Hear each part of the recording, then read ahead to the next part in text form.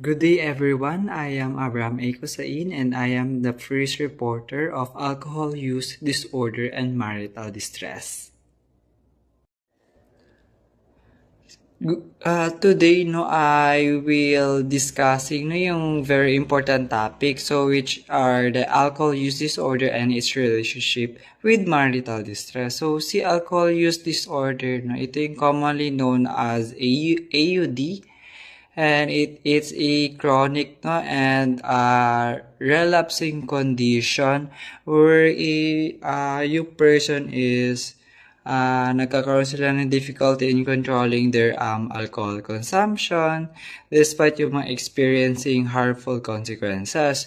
So it affects not only in physical not only in physical but also in mental health and social relationships. So one of the most affected areas is marriage. So si marital distress refers to a situation where there is ongoing conflict, dissatisfaction, yung mga poor communication, and also yung emotional disconnection between the spouses. So when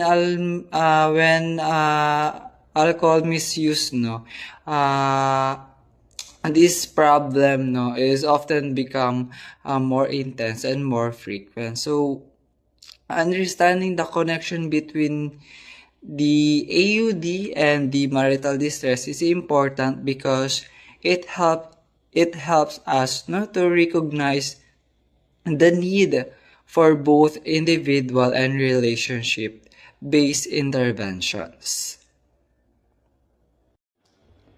Let us now talk about prevalence. So si alcohol use disorder is one of the most common substance related disorders worldwide. So according to the research, it shows that approximately 13.9% of adults experience AUD within a 12-month period. So while about 29% experience it at some point in their lifetime. So this means that nearly 1 in 3 people may struggle with alcohol-related problems during their life. So si AUD is more common siya among men compared sa mga women. So although the gap has been decreasing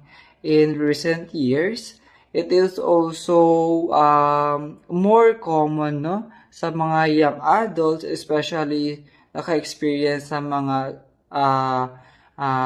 stress, yung mga peer pressure, or yung mga major life transitions. So when we look at relationships naman, the study shows that couples where one or both partners have AUD are significantly more likely to experience mga marital distress. So these couples often report higher levels of dissatisfaction. So more frequent arguments and lower emotional connections. So in many cases alcohol misuse contributes to separation or divorce. So next, let us examine the causes of alcohol use disorder and the marital distress. So causes of alcohol use disorder, there is no single causes of AUD. Instead, it develops due to a combination of different factors. First, yung sa biological factors, some individuals have genetic predisposition to alcohol dependence. So this means that if alcoholism runs in the family, so the risk is higher. So yung alcohol also affects brain chemicals, especially those related to pleasure and reward, and making repeated use more likely. So second, psychological factors. So people who experience yung stress, trauma, depression, or anxiety may use also as a coping mechanism. Over time, so this can develop into a dependence. So third, yung social environmental factors. So this include yung peer pressure, cultural acceptance of drinking, so and also yung availability of alcohol and family influences. So for example, growing up in an environment where yung alcohol use is nanonormalize, so that can be increased the risk. So, yung causes of marital distress in relation to AUD, alcohol misuse affects marriage in several ways. It often leads to poor communication when one partner is or frequently drinking. Meaningful conversations become difficult. So, misunderstandings na increase and yung conflict are more likely. So, also yung sa financial problems are also common. So, money may be spent on alcohol instead of family needs. So, doon is nag-create ng tension. So, there is also neglect of responsibilities. So, the partner with AUD may fail to fulfill roles at home such as yung parenting or household duties. So, also yung nakakause nito ng trust issues develop as well. So, this includes mga lying about drinking, tinatago yung paggamit ng alcohol or yung pag-break ng mga promises to stop. So, importantly, so the relationship between AUD and marital distress is directional siya. So, this means that while alcohol misuse, this can be cause yung mga marital problems. Yung marital stress can also push a person to drink more as way of coping. Now, let us move on to the DSM-5 criteria used to diagnose alcohol use disorder. According to the DSM-5, a person must meet at least 2 out of 11 criteria within a 12-month period. So, this include yung